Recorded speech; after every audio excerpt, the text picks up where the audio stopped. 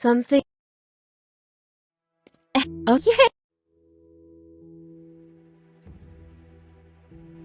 The killer picked up the knife that was on the table. Then she went on a killing spree, murdering everyone around her. With each kill, she lost more and more of her sanity, and her attacks became more brutal and savage.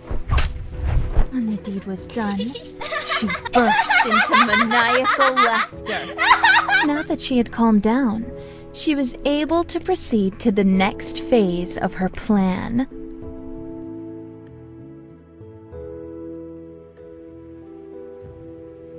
The killer quickly began to destroy the evidence of her crime. She picked up one of the corpses, and she dumped the corpse inside.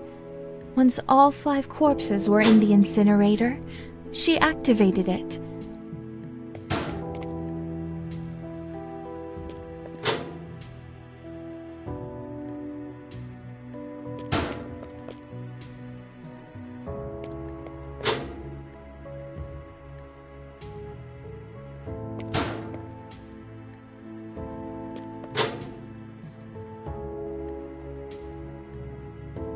Corpses incinerated, she prepared to clean up the rest of the evidence.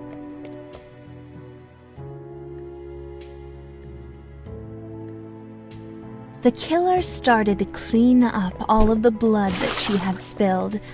First, she grabbed a bucket. Then, she added bleach to the water and dipped a mop into the bucket. After that, she mopped up every last drop of blood on the ground.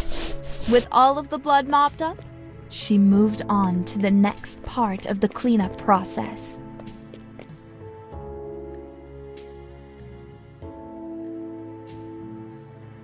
The killer quickly ran to the shower building to clean herself up.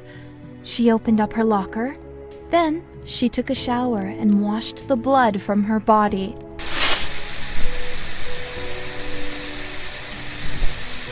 Once she was clean, she returned to the locker and changed into clean clothing. Perfectly clean. Now, nobody would suspect that she just committed murder a few minutes ago.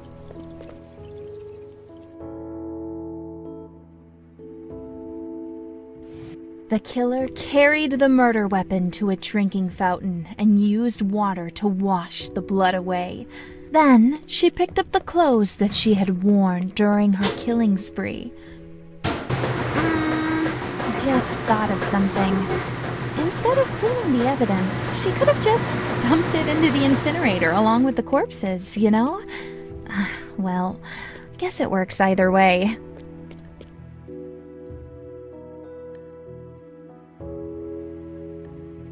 The killer needed to steal a key, but a witness was nearby, so she hid behind a nearby wall. With the key in hand, the killer was able to proceed to the next phase of her master plan.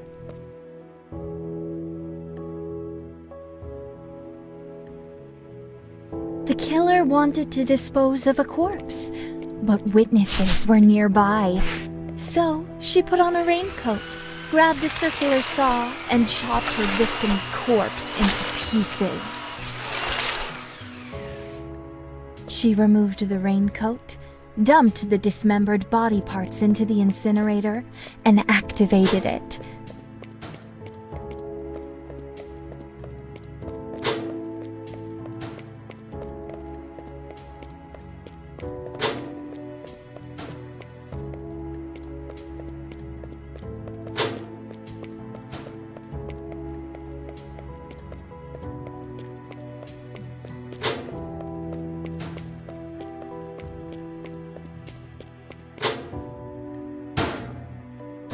Disposed of a corpse in front of a group of witnesses without raising any suspicion. Excellent.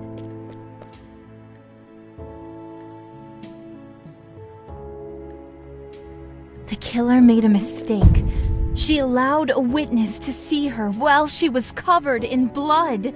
The killer's reputation was at stake. She spoke to the witness and quickly made up an excuse.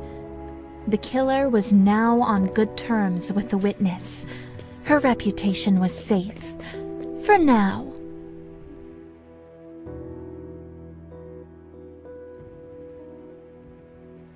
The killer researched her victims thoroughly before killing them.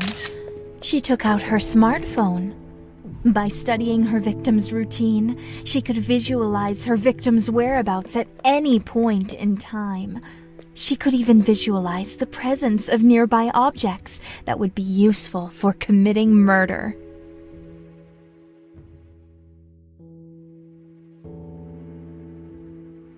The killer grabbed a syringe and a tranquilizer. She hid the syringe in her clothing. She spoke to her next victim and convinced the unsuspecting girl to follow her into a secluded room. She closed the door behind her, took out the syringe, and stabbed the girl from behind.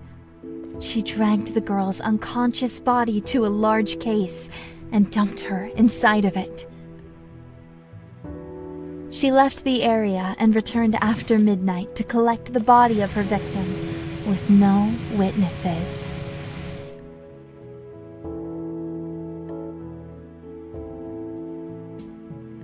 The killer decided to drown her next victim. First, she grabbed some rat poison.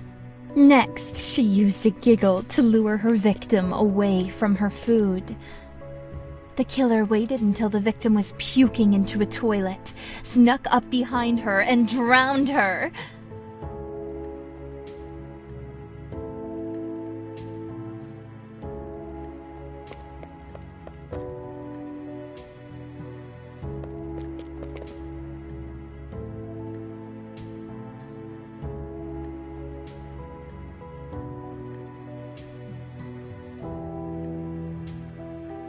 Hey, what are you?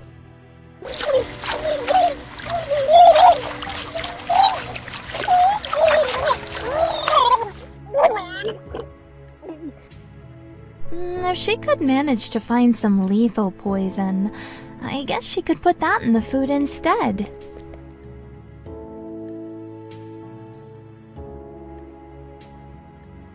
The killer planned to murder her next victim with electricity. The first step was grabbing a bucket. Then she picked up a car battery and threw it into the puddle of water.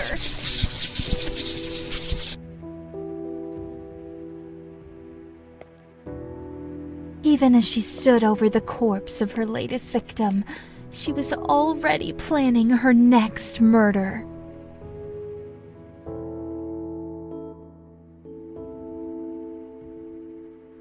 As the killer continued to take lives, she encountered different types of victims. Some victims would fight tooth and nail against the killer, attempting to disarm and apprehend her. However, she always stood victorious in the end.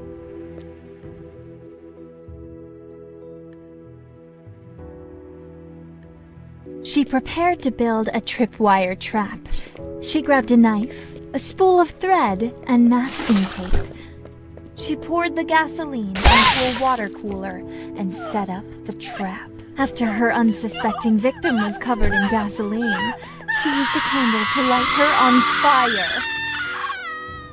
She had killed with blades, water, electricity, and even fire itself.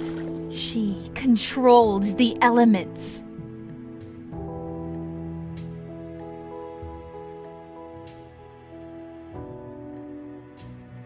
Today, she would eliminate her target and dispose of all evidence without being spotted even once.